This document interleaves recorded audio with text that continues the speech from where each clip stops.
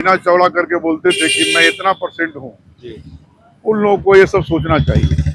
सच बात है कि हम लोग 18 से 22% बोलते थे और 18% हम लोग 19% हैं। वैसे समाज हमारा पूरे बिहार में 19%, 20%, 22% जो भी है, और हम कितने हैं ये समझ में आया। नीतीश जी ने, हमारे माननीय नेता ने एक बहुत अच्छा काम किया कि हर आदमी को एहसास करा दिया कि तुम कितने पानी में हो।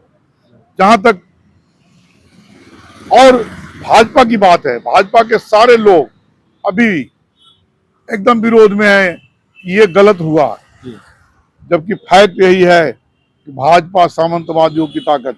माफ कीजिएगा, मैं बीच में रोक रहा हूँ, थोड़ा कॉन्ट्रडिक्शन भी है। एक तरफ तो कहा जा रहा है कि ये गलत हुआ, दूसरी तरफ क्रेडिट लेने की होड़ भी हो रही है। बीजेपी कह रही है कि ये तो जाति गणना कराने का फैसला उस सरकार ने लिया जिसमें जेडीयू से ज्यादा मंत्री बीजेपी के थे, हमारी सरकार थी। तो उस समय क्यों नहीं करवाए जी। और आज जब नीतीश जी ने करवाया तो उनको क्यों जलन हो रही है? क्योंकि उनके जितने भी फाइब्रेंट नेता हैं, जिनकी जमीन नहीं है, तो सीना ठोक के कहते थे ये जात हमारा है, ये विधानसभा हमारा, ये लोकसभा हमारा है, उनको जमीन नजर आएगा। और आप देख रहे हैं 4 PM और मैं हूं अभिषेक मिश्रा। देखिए, इस वक्त हमारे साथ जेडीयू के प्रदेश महासचिव अनिल अनल हैं और जाति गणना को लेकर बिहार की राजनीति में जो बवाल है उस पर बात करेंगे। जाति गणना की रिपोर्ट जारी हुई है, उसको लेकर बात करेंगे। अनिल साहब, आपकी पार्टी के जो सर्वमान्य नेता हैं नीतीश कुमार, उनकी बड़ी उपलब्धि बताई जा रही है। कम से कम महागठबंधन के नेता तो बताए जा रहे हैं, कहीं रहे हैं कि लालू यादव और नीतीश कुमार की बड़ी उपलब्धि है। लेकिन बीजेपी सवाल उठा रही है, बीजेपी के सहयोगी दल सवाल उठा रहे हैं जाति गणना रिपोर्ट को लेकर, और कुछ सवाल तो आपकी पार्टी के अंदर से भी उठ रहे हैं। मेरा मानना है कि जो लोग को यह समझ में आता था, सीना चौड़ा करके बोलते थे कि मैं इतना परसेंट हूँ, उन लोगों को ये सब सोचना चाहिए। सच बात है कि हम लोग 18 से 22% बोलते थे और 18% हम लोग 19% हैं। वैसे समाज हमारा पूरे बिहार में 19%, 20%, 22% जो भी है। और जहां तक मैं कानू समाज की बात करना चाहता हूं, मैं अपना कानू समाज का भी अध्यक्ष होने के नाते मैं महसूस करता हूं कि कानू समाज को भी अपनी हैसियत, जो पहले से था कि हम 5%, 6% हैं, हम लोगों ने 3% में आगे सिमट गए। मगर सच बात है कि हम लोग को अंदाज नहीं था और हम लोग का सर्वेक्षण हुआ नहीं था। इस सर्वेक्षण के माध्यम से हर आदमी को अपनी औकात समझ में आई और हम कितने हैं ये समझ में आया। नीतीश जी ने, हमारे माननीय नेता ने एक बहुत अच्छा काम किया कि हर आदमी को एहसास करा दिया कि तुम कितने पानी में हो। जहां तक और भाजपा की बात है, भाजपा के सारे लोग अभी एकदम विरोध में है कि ये गलत हुआ, जबकि फैक्ट यही है कि भाजपा सामंतवादियों की ताकत। माफ कीजिएगा, मैं बीच में रोक रहा हूँ, थोड़ा कॉन्ट्रडिक्शन भी है। एक तरफ तो कहा जा रहा है कि ये गलत हुआ, दूसरी तरफ क्रेडिट लेने की होड़ भी हो रही है। बीजेपी कह रही है कि ये तो जाति गणना कराने का फैसला उस सरकार ने लिया जिसमें जेडीयू से ज्यादा मंत्री बीजेपी के थे, हमारी सरकार थी। तो उस समय क्यों नहीं करवाए जी। और आज जब नीतीश जी ने करवाया तो उनको क्यों जलन हो रही है? क्योंकि उनके जितने भी फाइब्रेंट नेता हैं, जिनकी जमीन नहीं है, तो सीना ठोक के कहते थे ये जात हमारा है, ये विधानसभा हमारा, ये लोकसभा हमारा है, उनको जमीन नजर आएगा। और बिहार की धरती पर, पूरे बिहार में जो स्थिति बनी है, आज बैकवर्ड, अति पिछड़ा और हरिजन को अगर सम्मान मिला तो निश्चित रूप से आने वाले दिनों में बिहार के फाइब्रेंट भाजपा के जो नेता है वो जमीन से ही नहीं, दुनिया से भी कवर जाएंगे, जहर खा लेंगे और यहाँ से कहेंगे कि भैया अब हमको इलेक्शन नहीं लड़ना। लेकिन सिर्फ बीजेपी का मामला नहीं है, चिराग पासवान भी सवाल उठा रहे हैं, उपेंद्र कुशवाहा भी सवाल उठा रहे हैं, तमाम लोग सवाल उठा रहे हैं।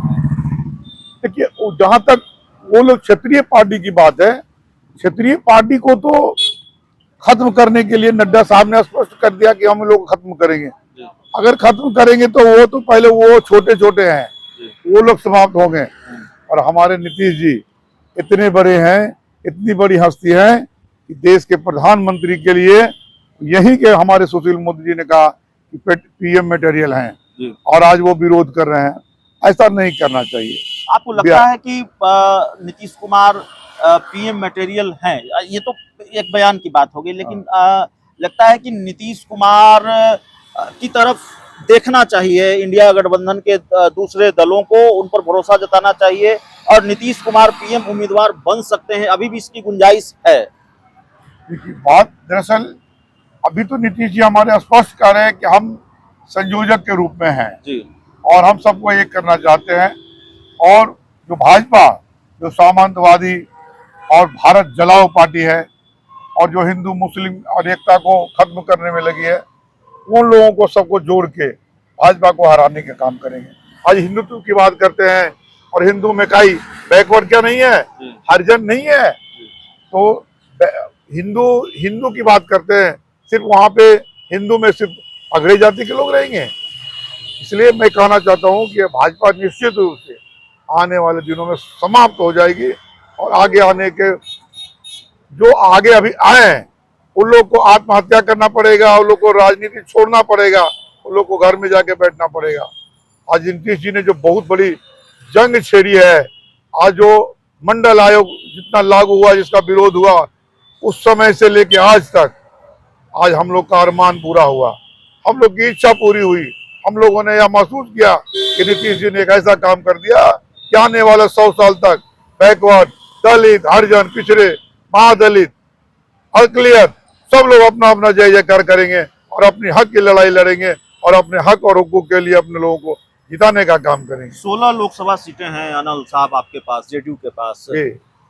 2024 के लोकसभा चुनाव में 16 सीटों पर जेडीयू लड़ेगी, इस बात की क्या गारंटी है? कितनी बड़ी कुर्बानी देनी पड़ेगी जेडीयू को इंडिया गठबंधन के लिए?